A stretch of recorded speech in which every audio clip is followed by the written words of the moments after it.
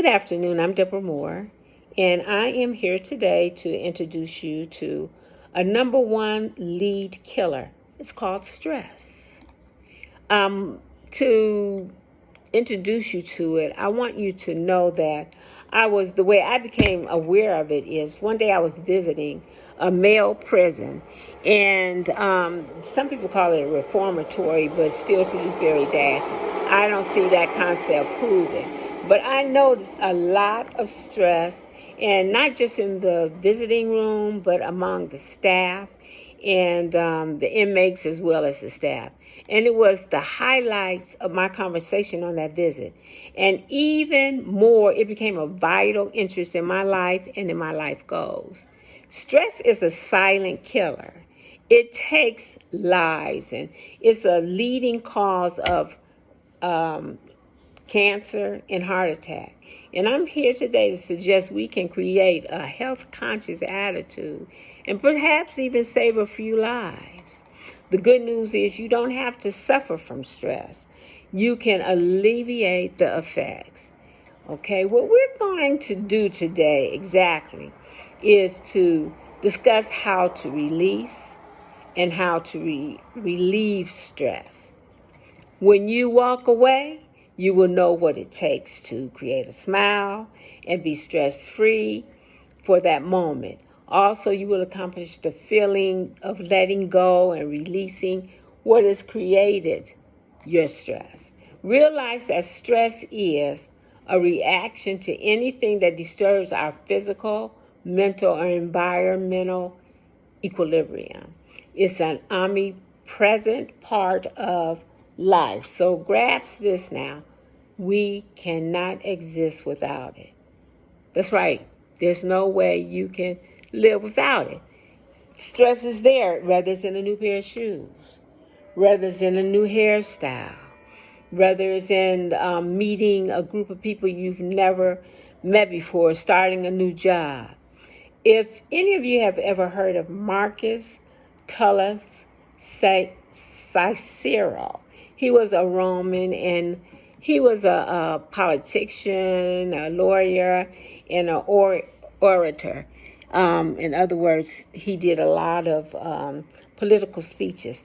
And he was a philosopher in ancient Rome. And he created that saying, I know you've all heard this, the mind of each man is the man himself. What does that mean to you? Consider this. And as we move forward, it's going to all unfold to you. Can we avoid stress? We already said no.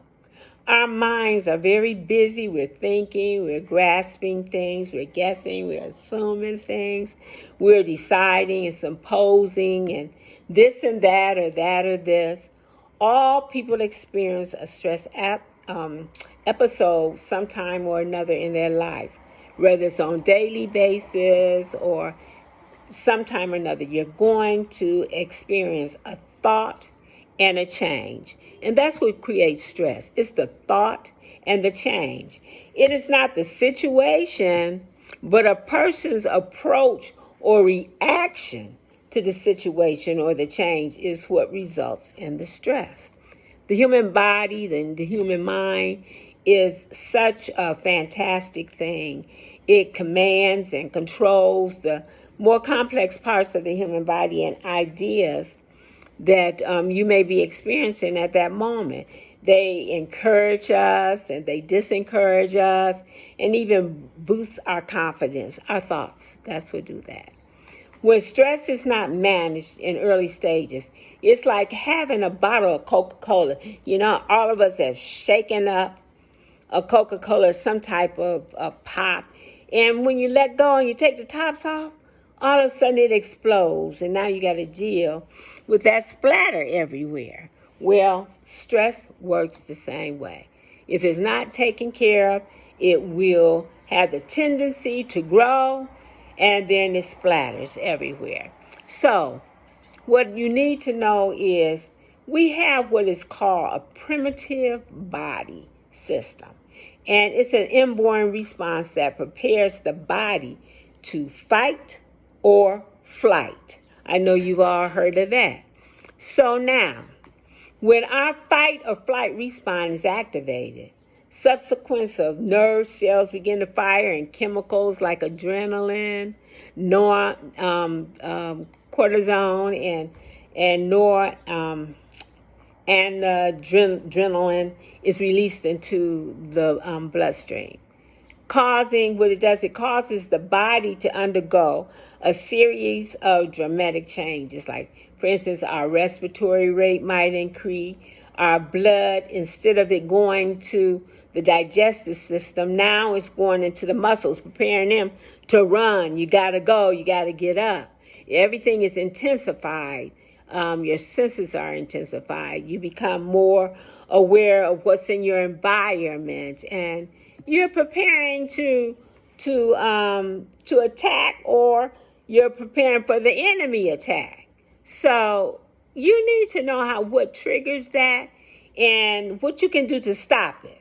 Of course, estrogen and testosterone are also hormones that affect how we react to the stress, and they are also increased. But the main three players are the adrenaline, the noradrenaline, and the cortisol. Think about how you react to stress. Have you ever heard the expression, I lost it? Well, that's it. They lose it because all of a sudden their hormones are out of control, and they are unbalanced, and you're out there and you're wondering, how did you get there? By learning to recognize the signals, we can avoid reacting excessively to situations that really are not that dangerous. Now, let's have an experiment here. What I want you to do now is to think about something that has happened in your life through your fears.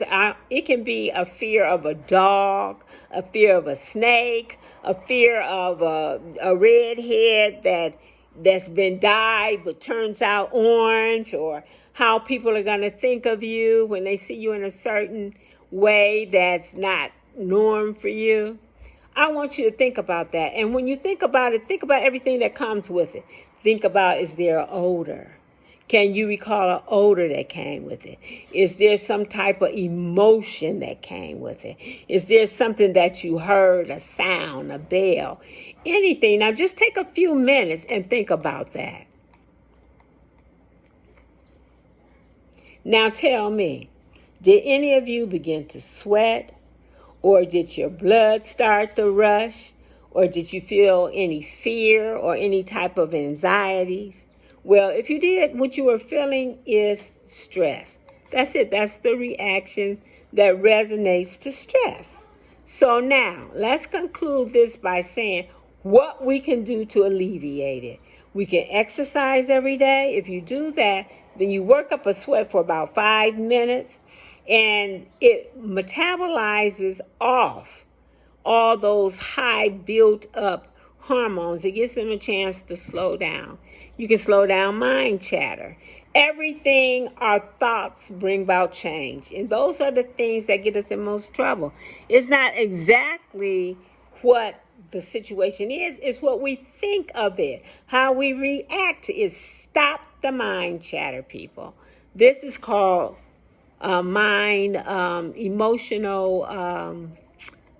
emotional strategic mind. That's what it's called. Change your thought. Change your perception of reality. This includes technically whereby we seek to change our mental perspective. Well, change your mind. Change your thoughts. Think about something different. Change your external environment, the things that's around you. Go somewhere where you feel safe. The people that's around you. Be around people that you know love you and care for you. Those are some of the few things that we can do. We can also find spiritual safety. And by doing that, we develop a relationship with a higher power, and we resolve and release deeply held feelings of shame, worthlessness, and excess guilt. And that comes with releasing all of this stress. Once you do those things, then you feel the difference. To conclude, I just would like to say that underneath all the mind chatter, anxiety, and fear, there's this cause of stress that lies there lies a place that's called your inner voice. And the observer or either the witness. For any one of you who've ever heard of Walter Cannon, he was a medical doctor who wrote The Wisdom of the Body, and he called that the relaxation response. So what it boiled down to is find a way to relax, whether it's through meditation, whether it's through prayer, or whether it's self-hypnosis. Thank you for joining me in a discussion that defines stress and how it is released so that you might have a brighter smile and a happier day. Thank you.